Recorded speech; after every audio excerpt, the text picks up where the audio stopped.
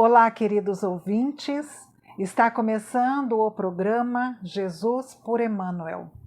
Estamos estudando o livro Caminho, Verdade e Vida, psicografia de Francisco Cândido Xavier pelo Espírito Emmanuel.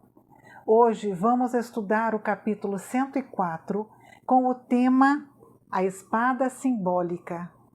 Eu sou Márcia Alexandra Borges e farei o estudo com vocês. Então vamos ao texto, que será primeiramente lido e depois faremos alguns comentários a respeito do que Emmanuel nos traz. A espada simbólica. Não cuideis que vim trazer a paz à terra. Não vim trazer a paz, mas a espada. Jesus. No Evangelho de Mateus, capítulo 10, versículo 34.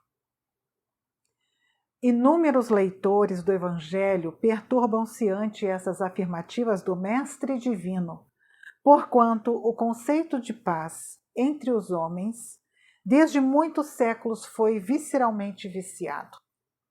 Na expressão comum, ter paz significa haver atingido garantias exteriores, dentro das quais possa o corpo vegetar, sem cuidados, rodeando-se o homem de servidores, apodrecendo na ociosidade e ausentando-se dos movimentos da vida. Jesus não poderia endossar tranquilidade desse jaez, e em contraposição ao falso princípio estabelecido no mundo, trouxe consigo a luta regeneradora, a espada simbólica do conhecimento interior pela revelação divina, a fim de que o homem inicie a batalha do aperfeiçoamento em si mesmo. O Mestre veio instalar o combate da redenção sobre a terra. Desde o seu primeiro ensinamento, foi formada à frente da batalha sem sangue, destinada à iluminação do caminho humano. E ele mesmo foi o primeiro a inaugurar o testemunho pelos sacrifícios supremos. Há quase 20 séculos vive a Terra sob esses impulsos renovadores, e ai daqueles que dormem, estranho ao processo santificante. Buscar a mentirosa paz da ociosidade é desviar-se da luz, fugindo à vida e precipitando a morte. No entanto, Jesus é também chamado Príncipe da Paz. Sim, na verdade, o Cristo trouxe ao mundo a espada renovadora da guerra contra o mal, constituindo em si mesmo a divina fonte de repouso aos corações que se unem ao seu amor. Esses, nas mais perigosas situações da terra, encontram nele a serenidade inalterável. É que Jesus começou o combate de salvação da humanidade, representando ao mesmo tempo o sustentáculo da paz sublime para todos os homens bons e sinceros. Esse é o texto que, desse pequeno versículo, Emmanuel comentou a respeito da espada simbólica. Quando Jesus fala: não cuideis que vim trazer paz à terra. Não vim trazer paz, mas a espada. Emmanuel inicia nos dizendo que esse pequeno trecho causou tantas discórdias, tantas guerras, pela falta de entendimento do que significava essa espada, que até hoje nós ainda guardamos consequências sérias pelas dissensões, pelos conflitos armados, pelas grandes guerras que, em nome de Deus e em nome de Jesus, foram deflagradas em todo o nosso planeta. Infelizmente, pela pequenez dos nossos pensamentos e do nosso entendimento, nós levamos esse pequeno trecho ao pé da letra e a espada, que não era esse instrumento metálico, foi forjada para lutas muitas vezes sangrentas e que causaram tantos malefícios ao nosso planeta, a todos nós da humanidade.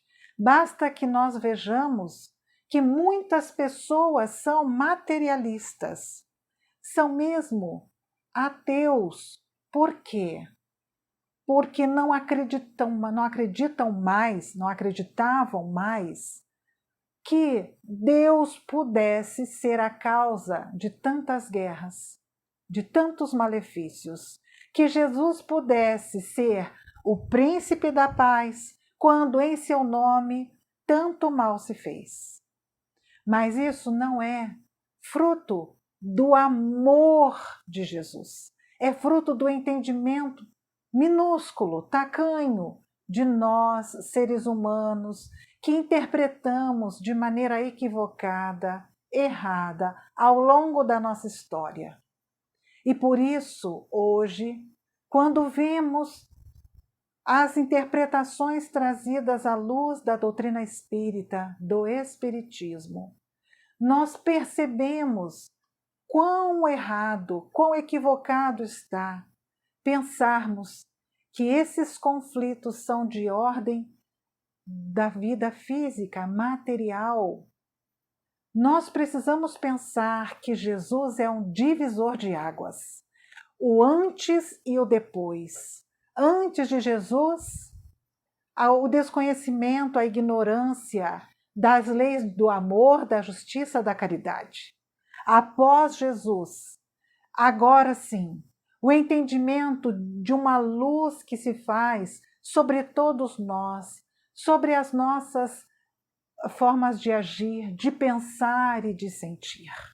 E então, essa espada que poderia trazer divisões é a divisão do pensamento, a divisão dos conceitos, dos conhecimentos, mas nunca conflitos onde nós possamos crer que a nossa forma de pensar é melhor ou maior do que a forma de pensar do outro.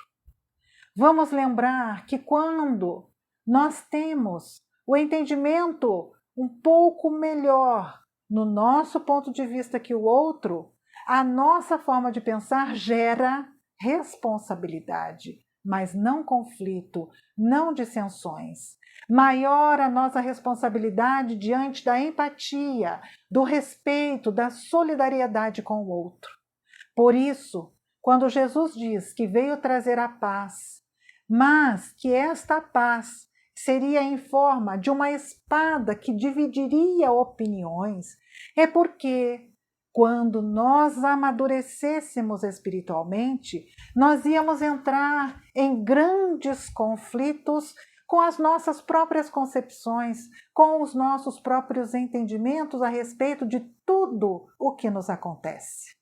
Por isso, é tão necessário nós fazermos sempre a análise dos nossos pensamentos, a análise dos nossos sentimentos, a fim de que, conhecendo o nosso interior, como diz a mensagem divina que esse trecho nos traz, que nós possamos olhar para dentro de nós mesmos e percebermos que todos somos irmãos, que a paz que nós precisamos não é a paz de alguém que está sentado em berço esplêndido, tomando água de coco à beira da praia. Não é essa paz de achar que todos devem ser seus servidores, que a vida deve trazer todas as benesses possíveis para cada um de nós. Não. A paz é a paz dessa interior em que nós cumprimos com os nossos deveres diante das nossas obrigações civis, diante das nossas obrigações profissionais, diante das nossas obrigações morais. Então, se nós cremos que Jesus é o nosso irmão, nosso exemplo, nosso irmão maior, então, se nós o temos nesses princípios, nós precisamos acreditar e viver por esses princípios que deverão nos reger para que possamos fazer do amor a essência da nossa vida. E nesse amor, nós possamos trazer a paz para as nossas relações, para as nossas atividades. Então, se alguém nos constrangeu, seja qual for o motivo, é preciso aprender a perdoar, aprender a indicar o caminho dessa pacificação interior. Então, não guardar a mágoa, não se sentir ofendido a ponto de querer o revide, não entender-se como alguém que com o seu orgulho ferido precisa vingar-se. Compreender que o outro, aquele que está nos constrangendo, seja por que motivo for, ele está na sua razão, no seu entendimento, no seu momento. Se ele busca vingança por algo que nós fizemos de mal a ele, a essa pessoa, a este ser, que então possamos colocar a mão na consciência e dizer: errei, ele tem razão de estar dessa maneira, mas eu não preciso assimilar esse constrangimento como alguma coisa que me fira, mas como alguma coisa que me diz assim: olha, não faça mais isso, porque quando você age dessa maneira, quando nós agimos de maneira equivocada, nós magoamos também. E então essa paz, a paz de saber que para todas as nossas atividades, a reação para todas as nossas ações, a reação será a da paz, da harmonia, da união, da fraternidade, junto aos nossos corações. Fazer aquilo que nós gostaríamos que o outro nos fizesse. Essa é a paz que Jesus nos dá, entendimento. Mas essa paz, ela traz conflitos, porque muitas vezes nós guardamos dentro de nós muitos impulsos, muitas tendências equivocadas, e por isso nós precisamos nos conhecer, nós precisamos ter condições de lutar contra essas más tendências e fazer novas atitudes, novos pensamentos e nossos sentimentos brotarem no íntimo de nossas almas. Por isso essa espada, essa luta, esse conflito interior que vai nos tirar muitas vezes do nosso prumo. Mas ao final dessa caminhada, desse entendimento, nós teremos a paz interior estabelecida. E então conquistaremos serenidade para as nossas almas. Serenidade, pacificação. É isso que nós estamos sedentos muitas vezes e nós não nos damos conta. Então o conflito não é externo, como Emmanuel diz. O conflito é interno, é fazer com que nós consigamos viver dentro dos princípios que nós abraçamos, tendo Jesus como nosso mestre, como nosso modelo, como nosso guia.